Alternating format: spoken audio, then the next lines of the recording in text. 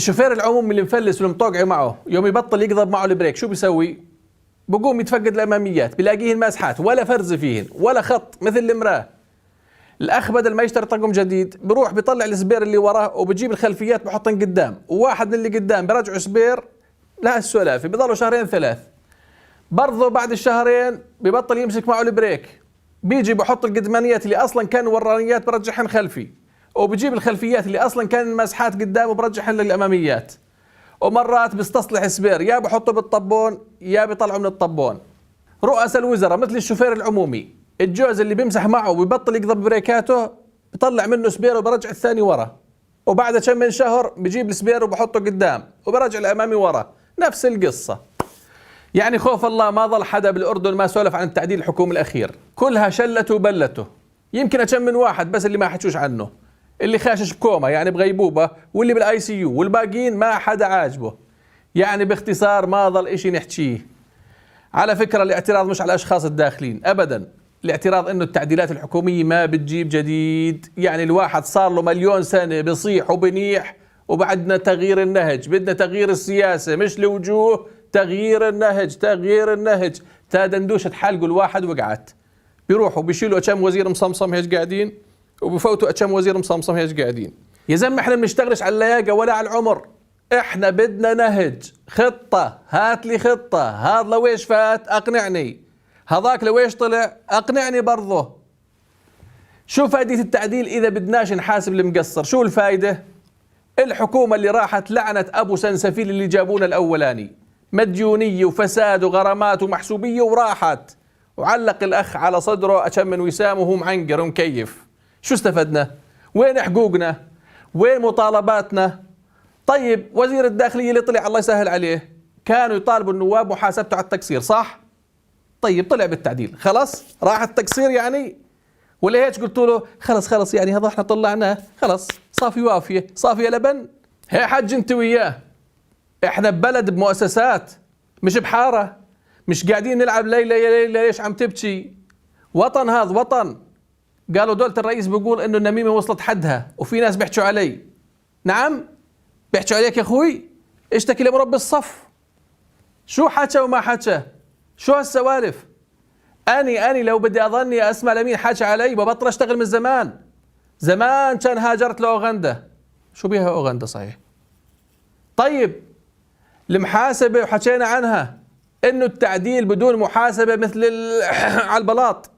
طيب يا اخي وزير زي وزير التربية والتعليم محمد ذنيبات اشتغل الزلمة وعمل وتعب ومسك التعليم، ليش تطلعه؟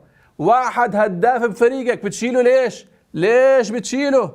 مش لانه الزلمة اشتغلوا بس، لا، لانه شيلته اصلا هزت كل معايير العدالة. يعني اللي بيشتغل واللي ما بيشتغل زي بعضه، لا اللي بيشتغل حتى بنشال واللي ما بيشتغل بيظله قاعد. كمان جبت بداله الدكتور عمر رزاز، دكتور واقتصادي ومحترم ولحية غانمة. طيب هذا اقتصادي يعني بيلعب اقتصاد احسن من تربية وتعليم، ليش ما حطيته راس حربة فريق الاقتصاد اللي قاعد بلاخم مش عارف يزبط الموازنة؟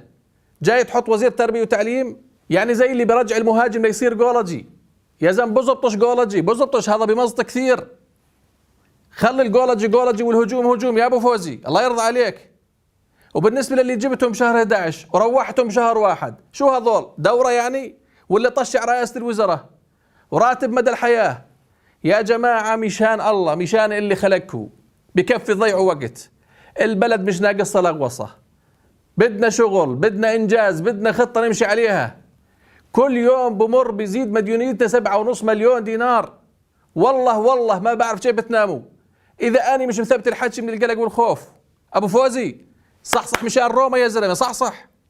والغاز نحط عليه، الغاز نرفعه، بس هدول الاربعه نحط على الاقل 7 قروش على اللتر. لا ما فيش شيء، سكرت بكل المحلات. عليه يصير على كلفته الان الغاز عليه دعم، بده يروح الدعم. ليش بترجع للثواني؟ جزء من دنير شيلوا الدعم عن الطحين على الخبز ولا شيلوش على الغاز؟ في 800 مليون لازم بال 2017 ابو زيد نجيبهم ان شاء الله بنشلح الموازنه. نيجي للموازنه.